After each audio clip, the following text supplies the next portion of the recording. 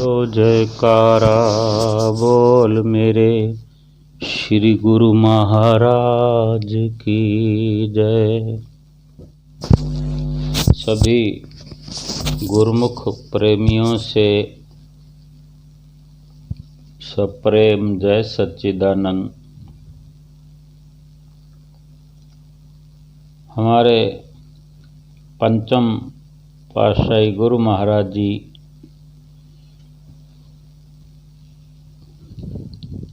हमारे हृदय के सम्राट, हमारे दिल के राजा बनकर हमारे साथ रहे और हम उनके सेवक, उनके दासन दास बन के उनके साथ रहे और आज भी वो हमारे साथ हैं, हमारे पास हैं और हम भी उनकी लीलाओं के माध्यम से उनके दर्शनों की झलक, उनकी मनोहारी मन लुभावन छवि के माध्यम से उनके साथ आज भी ऐसे ही जुड़े हुए हैं जैसे कि पहले साक्षात दर्शन किया करते थे। क्यों कि कहीं ना कहीं जो दिल का रिश्ता होता है और जो दिल की गहराइयों का सच्चा रिश्ता होता है वो कभी ओझल नहीं होता, कभी समाप्त नहीं होता। उसको भुलाए से भी नहीं भुलाया जा सकता। संसार के रिश्ते नाते संसारिक मनुष्य नहीं भुला सकते, जो झूठे हैं, क्षणभंगुर हैं, नाशवान हैं। और जो गुरुमुख प्रेमी हैं, भगत हैं, सेवक हैं, उनका जो सच्चा सदा सदा का साथ है, ऐसे रिश्ते को भला भुलाया जा सकता है या ऐसी यादों को अपने दिल से मिटाया जा सकता है?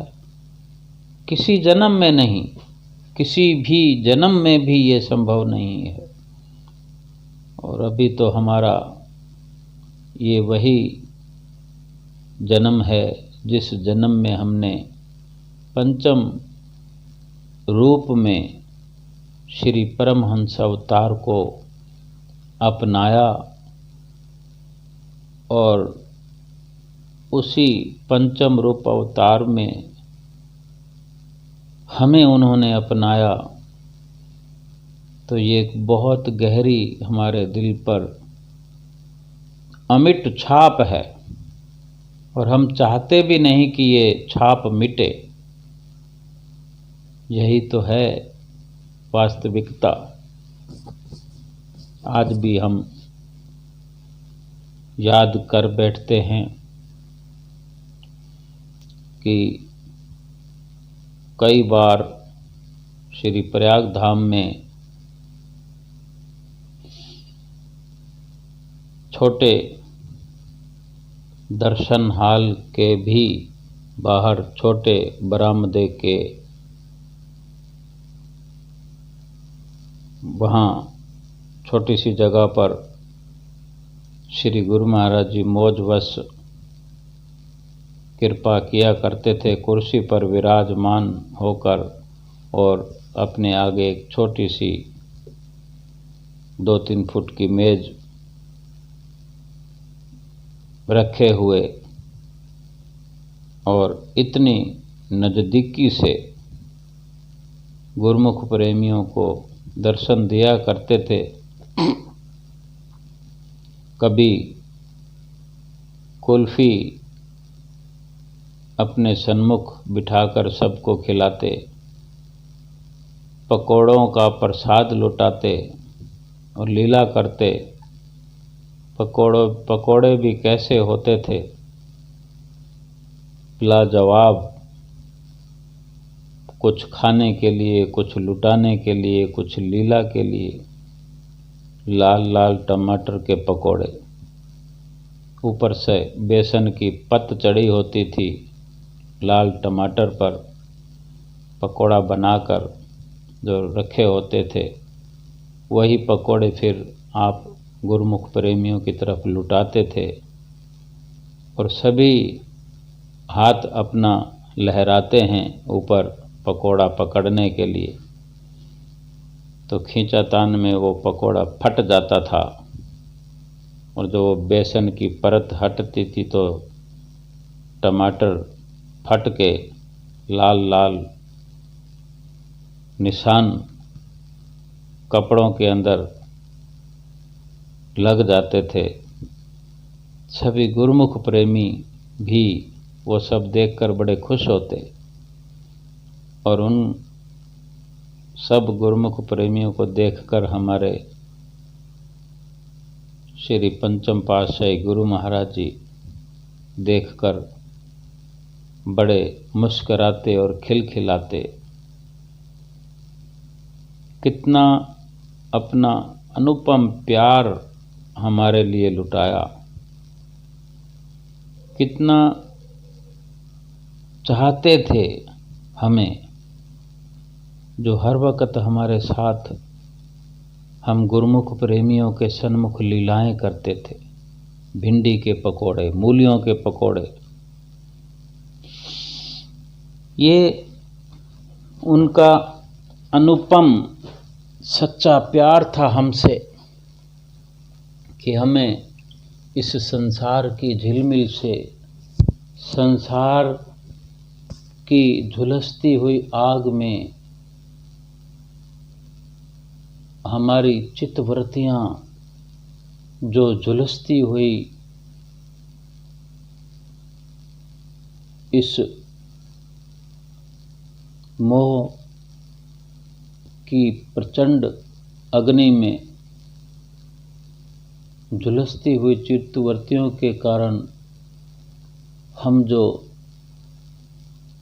दुख उठाते थे, उन दुखों से बाहर निकालने के लिए ऐसी लीलाएं रचते कि हमारा ध्यान बिल्कुल संसार से हटकर, उन दुखों से हटकर ऐसे सुखी होता था, हमारा दिल खुशहाल होता था, हमारी आत्मा प्रफुल्लित होती थी, जैसे बैकुंठ धाम में वास पा गए हों। जीते जी हमने कितनी बार बैकुंठ को पाया और आज केवल मात्र याद करके भी उस बैकुंठ की याद आ जाती है, उन लम्हों को याद करके कि ऐसा संसार में कौन होता होगा जो ऐसा सुख बरसा सकता हो। वो केवल हमारे श्री गुरु महाराज जी। एक बार पंचम पातशाही गुरु महाराज जी श्री आनंदपुर के सिंहासन पर विराजमान थे। व्यास पूजा का त्यौहार था, बड़ी पुरानी बात है। जिस तरह प्रवचन फरमाया करते थे और उसी बीच मौजवश आपसे रहा न जाता जब तक अपने गुरुमुख प्रेमियों को गदगद प्रसन्न न कर देते थे। श्री गुरु महाराज जी ने मौजवश फरमाया, सत्संग करते करते, प्रवचन करते करते, कि आप सब लोग, सब गुरुमुख प्रेमी अपने घर से चलकर जो यहाँ पहुँचे हैं, तो कोई ट्रेन के सफ़र द्वारा आया है, ट्रेन के अंदर सफ़र करके आया है, कोई बस के द्वारा, कोई अपने साधन कार में सफ़र करके आया है, और भी कई प्रेमी अलग अलग तरह से, कोई हवाई जहाज़ में भी सफ़र करके आते हैं, कोई बहुत ज़्यादा नज़दीक हो तो स्कूटर वगैरह पर भी आते हैं। तो श्री गुरु महाराज जी जो कि वचन फरमा रहे थे, सब संगत से पूछने लगे थे, पूछ रहे थे। श्री गुरु महाराज जी ने कहा कि कितने कष्ट सहन करने पड़ते हैं सफ़र में। सफ़र में तो कष्ट सहन करने ही पड़ते हैं। वही श्री गुरु महाराज जी हमें आईना दिखा रहे हैं, लीला कर रहे हैं, अपने गुरुमुख प्रेमियों से पूछ रहे हैं, संगत से पूछ रहे हैं, तो कितनी खुशी हो रही होती है उस वक़्त हमें कि हमारे सिर के सरताज बादशाह त्रिलोकी के नाथ, हम जो कि उनके बच्चे हैं, तो वो त्रिलोकी नाथ अपने सेवकों के सन्मुख, अपने बच्चों के सन्मुख मुखातिब हैं, और कितनी दया करते हुए इतने साधारण सरल भाषा में हमारे सन्मुख जो सिंहासन पर विराजमान होकर पूछते हैं। ऐसे लगता है कि हम उनसे कभी दूर थे ही नहीं और आज भी नहीं हैं। तो श्री गुरु महाराज जी पूछ रहे थे कि कितने कष्ट सहन करते हो, ये सफ़र की बात है। फिर जब दरबार में पहुंचते हो तो जैसे लंगर में, लंगर खाने के लिए सभी गुरुमुख प्रेमी पहुंचते हैं, तो वहाँ पर लगभग फिक्स होता है कि दाल फुल्का होता है, सब्जी भी होती है। और आजकल तो बहुत ज़्यादा श्री गुरु महाराज जी ने चलते चलते आगे इतने आविष्कार कर दिए, इतने उपकार कर दिए कि, लेकिन ये उस वक़्त की बात है जो श्री गुरु महाराज जी क्या संदेश देना चाहते थे, हमें वो विचार करना चाहिए कि लंगर में जाकर आप लोग जो कुछ भी बना होता है, दाल फुल्का, साधारण तरीके से उसी को ग्रहण कर लेते हो। तो ये भी कहीं ना कहीं हो सकता है कि अपनी इच्छाओं को रोक कर, और इच्छाओं को रोकने में कष्ट होता है, क्योंकि इसी के अगर हम मिलान करें कि जब आप लोग अपने घर में होते हो तो जो भी इच्छा होती है वही बना के खा लेते हो, और यहाँ तो लंगर में दाल फुल्का ही खाना पड़ता है। और फिर इससे अलग थोड़ा सा हट के देखते हैं कि जहाँ कमरों के अंदर आप लोगों को सोने के लिए जो व्यवस्था है वो दरी बिछी होती है मात्र, और कुछ बिस्तर जो मिलता है ज़मीन पर कच्चा पक्का बिस्तर लगाकर सो जाते हो, और अभी भी दर्शन हाल के अंदर दरी पर बैठे हो। इतने जो कष्ट सहन करते हो, किस लिए यहाँ आते हो ये सब कष्ट सहन करके? तो सभी संगत ने उत्तर दिया कि आपके दर्शन करने के लिए आते हैं। श्री गुरु महाराज जी ने फरमाया, वो तो ठीक है, लेकिन यहाँ से लेकर क्या जाते हो, क्या लेने आते हो? दर्शन करके और यहाँ आकर क्या मिलता है, क्या लेने की ख्वाहिश रख के आते हो? तो सभी संगत ने कहा कि हम श्री गुरु महाराज जी के चरणों से भक्ति लेने आते हैं, भक्ति की ख्वाहिश लेकर आते हैं और भक्ति लेकर जाते हैं। श्री गुरु महाराज जी ये सुनकर हम अंदाज़ा नहीं लगा सकते कि कितने प्रसन्न हुए, गदगद प्रसन्न हुए ये सुनकर कि गुरुमुख प्रेमी जो मांग कर रहे हैं, मांग करते हैं, जो ख्वाहिश रखते हैं, वो कितनी सुंदर है। श्री गुरु महाराज ने फरमाया, आप इतने कष्ट सहन कर, इतना सफ़र करके,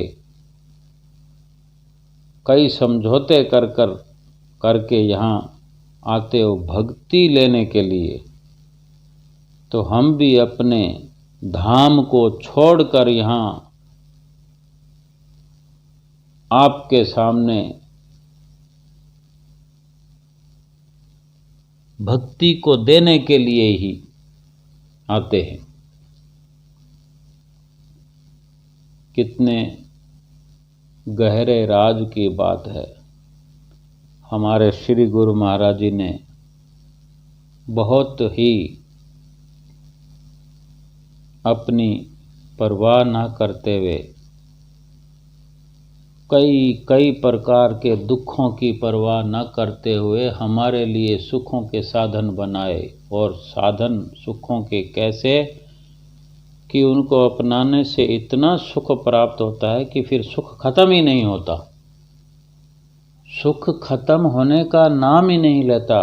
जैसे कोई पारसमणि होती है, उससे सोना बनाने के लिए लोहे को इस्तेमाल किया जाए, जो सोने के आगे लोहा कोई कीमत नहीं रखता, उस लोहे को वो पारसमणि छू कर सोना बनाती है,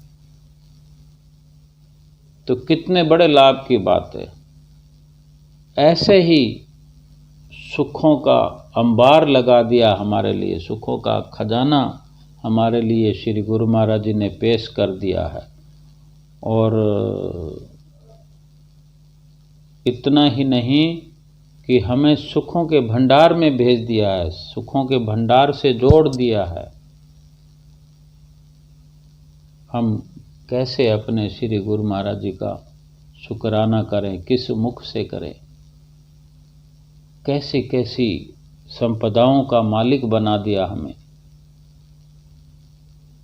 जो सुमरन की घड़ियां हमें बख्शी, जो नाम की दात बख्शी, जो सुमरन के तरीके बताए, सीधे बैकुंठ से जोड़ दिया, स्वर्गों से जोड़ दिया,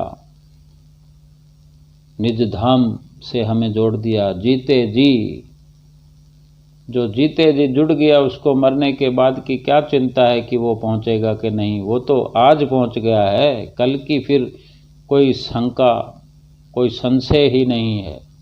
जिसने आज प्राप्त कर लिया है खजाना, उसको कल फिर से प्राप्त थोड़ी ना करना है। आज प्राप्त कर लिया, आज उससे जुड़ जाए, उसको संभाल के रखे।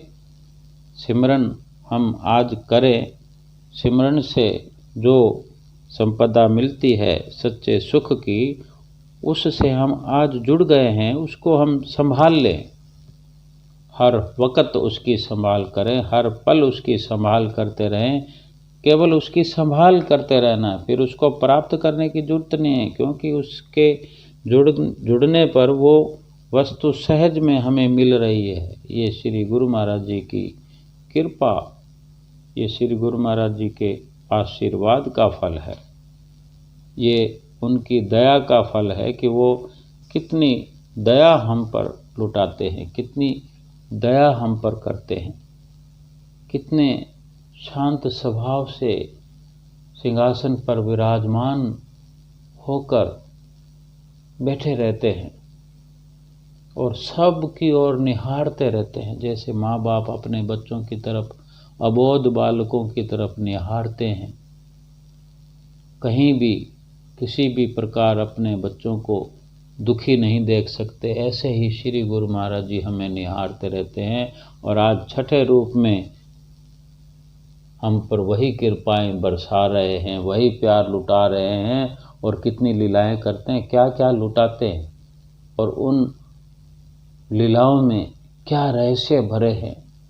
हम तो केवल विश्वास करके उसका आनंद लूटते रहें, सिमरन करते रहें, करते रहें, करते रहें। काल और माया से छुटकारा तो हमारा अभी इसी पल इसी घड़ी में हो जाएगा। फिर कभी दोबारा डरने की ज़रूरत नहीं, काल और माया का भी भय नहीं। बोलो जयकारा, बोल मेरे श्री गुरु महाराज की जय।